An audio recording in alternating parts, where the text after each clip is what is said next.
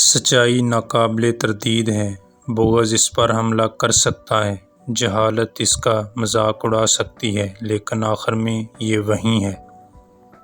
Socialism ناکامی کا فلسفہ ہے، جہالت کا عقیدہ ہے اور حسد کی خوشخبری ہے۔ اس کی فطری خوبی مصائب میں برابر کا شریک ہونا ہے۔ ہم ان کہے ہوئے الفاظ کے مالک ہیں، لیکن ان کے غلام جنہیں ہم پھسلنے دیتے ہیں۔ آپ جتنا پیچھے دیکھ سکتے ہیں، اتنا ہی آگے آپ دیکھ سکتے ہیں۔ عظمت کی قیمت صرف اور صرف ذمہ داری ہے۔